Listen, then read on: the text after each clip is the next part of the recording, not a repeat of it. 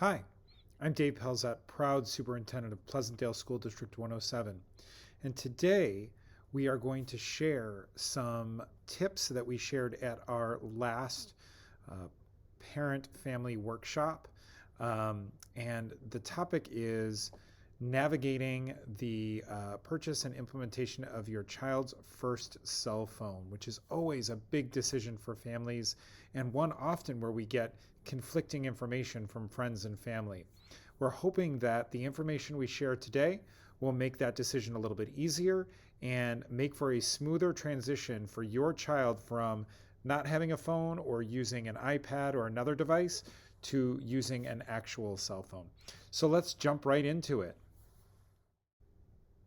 So, as we think about the purpose of your child's first cell phone, you have some questions to ask yourself. And why do you want your child to have a cell phone? And why now, in the particular grade or age that they're in? Is your primary desire to increase communication with your child, to be able to make phone calls and text your child and have them be able to call and text you? Is it primarily for your nuclear family, or do you want them to be able to call grandparents and cousins and aunts and uncles, things like that? Do you want them communicating with friends either via text or voice? Those are all questions to ask yourself as you look to implement your child's first phone. The other why could be to help keep tabs on your child. That GPS on that child's phone, which they often have with them, is a great tool and does help you to keep tabs on your child and know their whereabouts. Does your child want some additional entertainment opportunities? So whether that's YouTube or other streaming services, it's something to keep in mind, as many smartphones do provide some sort of streaming service. Social media is always something that parents need to consider as you think about implementing a phone for your child. Is your child responsible enough to handle the responsibilities of Instagram, Snapchat, TikTok, or whatever the next social media may be? And then other reasons, maybe they just keep begging me and keep asking me for a cell phone, and I want them to stop begging me and bothering me about a cell phone. And the other reason may simply just be that many of your child's friends have phones, and you feel like, based on what you've seen with some of your child's friends, your child may be ready to have a phone. So let's dig in a little bit further and talk about some of the phones that may make a good first phone for your child.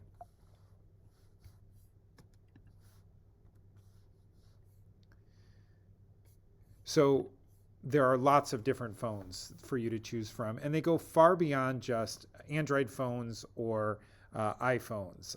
And again, I think those are often the popular choices, but based on the age of your child, you may want to consider a phone that's a bit more limited than an Android or an Apple phone.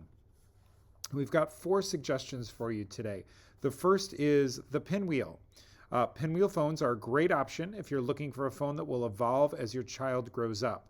To begin, you can start with a device that has only talk and text capability. Then, with the Pinwheel Caregiver app, you can add in a selection of approved healthy apps when your child is ready to handle the responsibility. You can manage everything they do, as well as enable apps, read texts, and more. The second option, that is a bit more limited than your average iPhone, is the Kids Connect.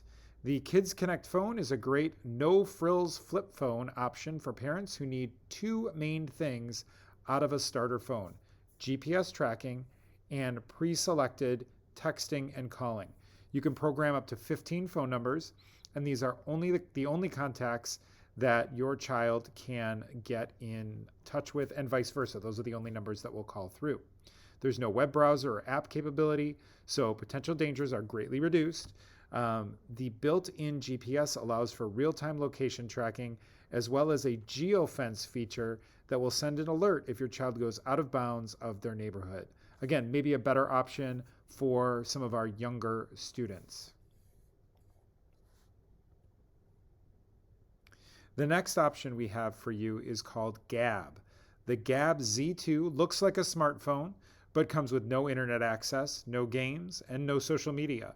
It provides unlimited texting, including group chats, and calling, as well as GPS tracking to help you stay on top of your kid's location.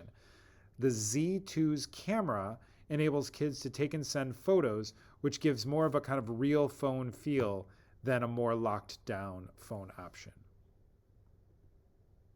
And then finally, we have a phone called the Palm. If you're excited about customizing your child's experience a little bit, the Palm phone provides the perfect balance between safety and functionality. The Palm prides itself on being super durable, which is great for kids. It also has a purposely designed smaller screen. It's about the shape and size of a credit card to help limit the endless scrolling sessions that kids often engage in. This phone does have internet access, but you can manage nearly everything with the Google Family link. Your child's supervised experience can include blocked websites, apps, screen limits, and content monitoring. So again, these are just a few options that you may want to consider if you don't feel your child is ready for a traditional iPhone or Android device. We're going to move on to some tips for a successful first phone experience. And again, just we have 5 tips here, and there may be others that you discover as you have conversations with your children, but really you want to start off by understanding your child's why. Really try and understand the reasons your child wants a phone. This is a great opportunity to give your child some agency while also getting a better understanding of how he or she plans to use the phone. If your child's main reason for wanting a phone is to engage in social media, you're going to have to weigh your child's maturity level versus the negative effects of social media. If your child wants to stay connected with friends and family through talk and text, then you can set some clear limits on other uses that may come with phone ownership. Whatever the reason, we should listen attentively and weigh these reasons with the benefits and drawbacks of phone ownership. Second, you want to discuss responsible use with your child. The phone is a powerful tool, and as Uncle Ben said in Superman, with great power comes great responsibility. It's important for your child to understand what responsible phone use looks like and when it is and isn't okay to use their phone. Likewise, a frank discussion about cyberbullying and phone etiquette is an important conversation to have with your child. Third, you want to make very clear that you will be engaging parental controls on their phone. Smartphones come with a host of parental controls. Prior to giving your child a phone, parents should research these controls and determine which ones they plan to activate. Likewise, parents should have a forthright conversation with their child about which controls will be turned on and why. Finally, it should be made clear that these controls are put in place to keep your child safe, and he or she should not tamper or adjust these controls in any ways. Fourth, you need to make it very clear that you will be monitoring your child's use. Part of our job as parents is to keep our kids safe both in the real world and in an ever-expanding virtual one. To that end, you need to let your child know that you'll be asking to see their phone from time to time. This also means that as the parents, you have access to your child's phone's passcode and all login information for any apps or software on the phone. Doing an occasional review of where your child is going online and having ongoing discussions about safety helps keep your child out of some of the dark corners of the internet. And let's face it, we are all on our best behavior when we know someone is watching. Finally, you want to make very, very clear behavioral expectations when it comes to the phone. Your child needs to know that expectations for behavior online are similar to expectations in the real world. They need to know the consequences for violating those expectations. This is where it helps to be super clear with your child. They need to know that cyberbullying is inappropriate, and inappropriate images being sent or received will not be tolerated. Again, owning a phone is a privilege and not a right. And as the owner of the phone, you can set limits. Too often, parents give up their power to the detriment of their child. In order to support our parents, we've created a family cell phone contract for your use. You only need to go down to the description of this video. There's a link there where you can download a copy of this contract and edit it to meet the needs of your family.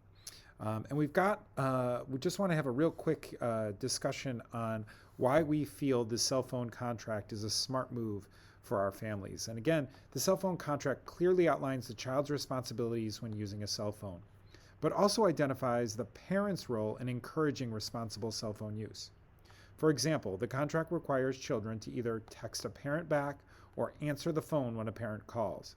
It also acknowledges that parents will respect their child's privacy when the child is talking or interacting with the phone. So again, takes weighs both of those evenly, and makes sure that we're respecting the parent's need to get in touch with their child and contact with their child, and also the child's need for privacy at times. The contract has been created in a Google Doc format, which when you access the link, which again is found in the description of this video, you'll be forced to make a copy that you own and can edit based on your family's values and your child's maturity level. By making this customizable document, we ensure that all families are able to draft the contract that is right for their child. With this contract, all of the limits and guidelines for both you and your child can be clearly defined and found in one place.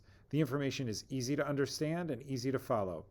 It would be my suggestion to print a copy and stick it on the fridge or other high traffic area in your home, and refer to it often when kids may stray off path.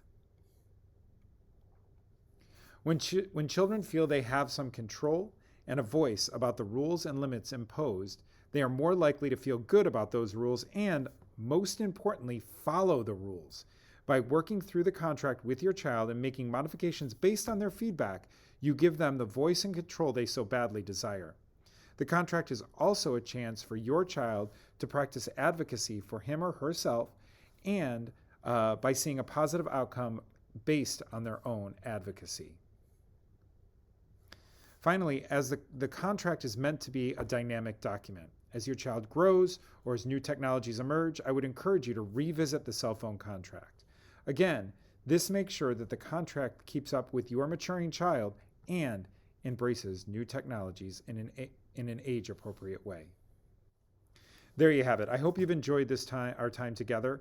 We're working really hard to partner with our families so that you have all of the resources and tools and information you need to make good decisions for your children and keep them safe and healthy, both in the real world and in the virtual world.